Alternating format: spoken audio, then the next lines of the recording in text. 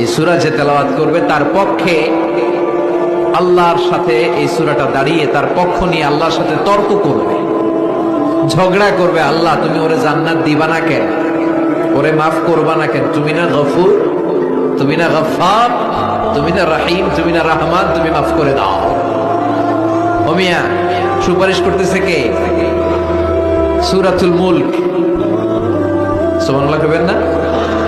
কতক্ষণ এই তর্ক আল্লাহর সাথে সে চালাবে? হাত্তা আদখালাহুল্লাহুল জান্নাহ, যতক্ষণ না আল্লাহ তারে জান্নাতে না ঢুকায়। এই সূরা যে তেলাওয়াত করবে তার পক্ষে আল্লাহর সাথে এই সূরাটা দাঁড়িয়ে তার পক্ষ নিয়ে আল্লাহর সাথে তর্ক করবে, ঝগড়া করবে। আল্লাহ তুমি ওরে জান্নাত দিবা না কেন, ওরে মাফ করবা না কেন? তুমি না গফুর, তুমি না গফফার, তুমি না রহিম, তুমি না রহমান, তুমি মাফ করে দাও। ও মিয়া, সুপারিশ করতেছে কে?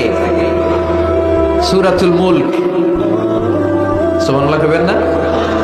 কতক্ষণ এই তর্ক আল্লাহর সাথে সে চালাবে?